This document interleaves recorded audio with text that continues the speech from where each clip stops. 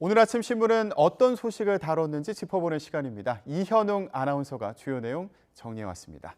안녕하십니까? 안녕하십니까? 네. 자, 먼저 살펴볼 내용 방역 패스 관련된 소식입니다. 재판부에서 엇갈린 결정이 나오면서 좀 혼선이 있었던 그런 상황인데 정부에서도 그 결정을 주목했을 것 같아요. 신문들은 어떻게 소개하고 있나요? 네, 일단 결정대로라고 한다면 서울에서는 백화점이나 아니면 대형마트 이용할 때 방역 패스 없이 이용할 수 있고 또 그 외 지역에서는 방역 패스가 필요하게 된 상황인데 그러다 보니까 신문들에서는 혼란이다, 지역 차별 패스다, 아니면 형평성 논란이다 이런 식으로 제목을 썼습니다. 지금 한국일보를 먼저 보여드릴 텐데요. 이번 결정에 대한 시민들의 반응을 주로 담았습니다. 서울 시민들은 일상을 되찾은 느낌이다 이렇게 반긴 반면에 그 외 지역 주민들은 아니 소송하면 풀어주고 아닌 곳은 유지하는 것이냐 이해가 되지 않는다 이런 반응을 보였다고 합니다. 결국 방역당국은 혼란을 최소화하기 위해서 백화점이나 마트 등에 적용하는 방역 패스를 해제하되 법원 결정에 대한 항고는 예정대로 진행할 것이라는 내용을 담았습니다. 한편 조선일보를 보면요. 지난 방역전략회의에서 다른 시도에서도 소송이 줄 이을 경우에 혼란이 더 커질 수 있다 이런 우려가 나왔다고 하는데요.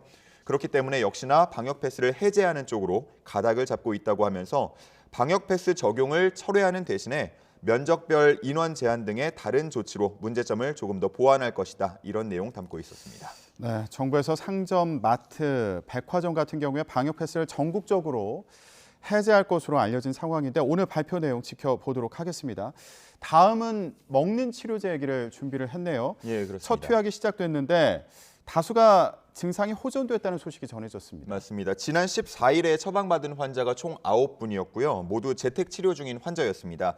아무래도 처음이다 보니까 계속해서 이 환자의 건강 상태를 체크를 했을 텐데요. 9명 중에 다수, 몇 명이라고 구체적으로 나오진 않았지만 9명 중에 다수가 증상 호전 추세를 보이고 있다라는 내용이 동아일보에 실려 있었습니다. 적절한 때에 더 많은 분들이 먹는 치료제로 치료를 받으면 좋겠는데요.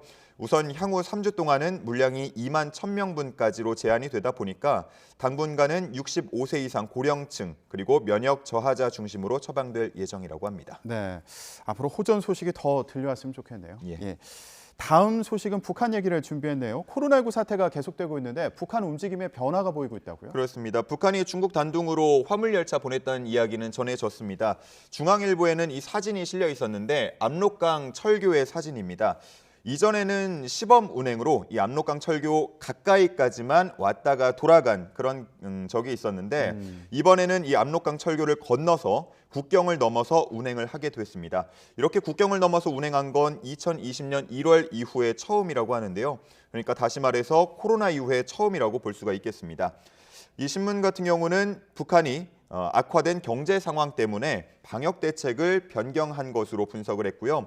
같은 맥락에서 북한이 최근에 백신 지원에 대한 태도도 다소 바꿨다고 했는데 익명을 요구한 정보 고위 소식통에 따르면요. 유엔이 6천만 회분의 백신을 북한에 지원하겠다라는 뜻을 밝혔는데 이전에는 이렇게 지원해준다고 해도 잘 받지 않았지 않습니까? 근데 이번에는 화이자냐 모더나냐 이렇게 좀 백신의 종류를 물으면서 반응을 보였다고 합니다. 이런 백신을 통한 외교가 북미 간 안보 협상 카드로 통할 수 있을 것이라는 전문가들의 의견을 담기도 했습니다. 네, 앞으로 상황 주목되고요.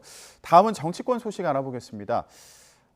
이른바 김건희 씨 7시간 통화 내용이 어제 공개가 됐는데 신문들 제목은 어떻게 뽑았던가요? 이게 신문들마다요. 일면에 담은 신문들도 있었고 아니면 일면 말고 다른 뒤쪽에 실은 신문들도 있었는데 먼저 보여드릴 신문은 조선일보입니다. 조선일보는 5면에 이 내용을 실었고요. 제목은 문 정권이 남편 키워 대선 후보 상상도 못해라고 뽑았습니다. 그리고 이 기사 옆쪽에는요. 김건희의 떡밥을 던졌다라면서 이번 녹취를 제공한 서울의 소리 기자에 대한 기사도 실려 있었습니다. 어떻게 김건희 씨에게 접근을 했는지 그리고 이른바 줄리 의혹을 제기해온 열린공간TV와는 어떤 관계인지 이런 부분을 조명하는 기사였습니다. 한편 아래쪽에 나오고 있는 한겨레는 일면에 이 기사를 실었고요.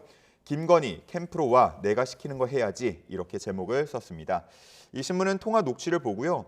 김건희 씨가 인사라던가 캠프 전략 등에 적극적으로 개입한 듯한 그런 정황이 있다 이렇게 평가를 했고 또 통화 내용을 봤을 때 김건희 씨의 친오빠가 또 다른 비선 인물로 역할을 했을 가능성도 있다. 이렇게 쓰기도 했습니다. 네, 통화 내용 공개가 됐는데 앞으로 파장이 어떻게 될지 주목되는 상황입니다.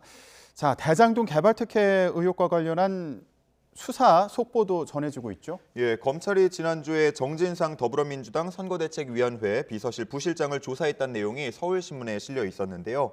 조사는 지난 13일 오후부터 시작이 돼서 이튿날 새벽까지 이어졌다고 합니다. 이 정 부실장 같은 경우는 전에 성남시 정책실장을 맡았는데 그때 대장동 관련 성남시 공문에 최소 9차례 이상 서명을 한 인물로 알려져 있습니다. 그렇다 보니까 대장동 사업에 이재명 후보가 얼마나 관여했는지 이를 밝혀줄 핵심 인물로 꼽히고 있는 상황이고요. 검찰은 이번 조사를 토대로 대장동 개발 배임 혐의에 대해서 더 자세히 따져볼 계획이라고 했습니다. 하지만 이 신문은 말미에 이번 소환이 이른바 면피용 조사라는 비판도 나온다라고 하면서 사건이 마무리 국면으로 접어들 가능성도 있다 이렇게 썼습니다. 네. 자, 광주에서 건설 중이던 아파트가 붕괴되면서 충격을 주는 사고가 있었는데 관련 내용도 있습니다. 국내 건설사의 분석 자료가 나왔다고요? 무슨 그렇습니다. 내용인가요? 이 경향신문에 따르면요, 국내 건설사들은 보통 이렇게 대형 사고가 났을 때 내부 참고용으로 분석 자료를 보통 만든다고 합니다. 이 자료를 분석해서 경향신문이 기사를 썼는데 먼저 크게 실린 사진을 보면요. 이 무너진 외벽 부분과 각 층마다 작업 시간을 좀 써놨습니다. 네. 사진을 보면 36층, 아래에서 두 번째인데요. 12월 3일에 타설 작업이 진행이 됐다라고 쓰여 있고요. 그 위에 37층, 38층, 그리고 39층과 그 경계 사이에 들어가는 PIT층, 그러니까 설비 배관 등이 지나가는 층의 타설이 12월 24일에 진행이 됐다고 했습니다. 여기까지 모두 12월에 진행이 된 건데요. 평균적으로 5.2일에 한 개층씩 올라간 셈인데 이전에 현대산업개발 측이 한 층에 12일에서 18일 정도 양생 기간을 거쳤다라고 해명한 것과 배치가 된다고 지적을 했습니다. 이런 자료가 공개된 이후에 현대산업개발 측이 추가 해명을 내놨는데요. 양생 기간 자체는 큰 의미가 없다라고 본다면서 층마다 테스트를 철저히 해서 진행을 했다라는 추가 해명을 내놨다고 합니다.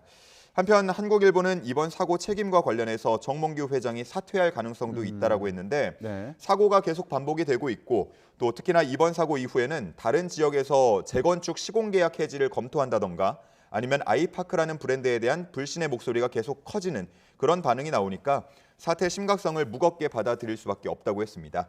창사 후의 최대 위기라는 표현까지 쓰면서 이번 사태를 조명하고 있었습니다. 네, 오늘 오전에 기자회견이 예고되어 있으니까요. 지켜보도록 하겠습니다. 자, 오늘 아침 신문 어떤 소식 다뤘는지 알아봤습니다. 이현웅 아나운서였습니다. 고맙습니다. 감사합니다.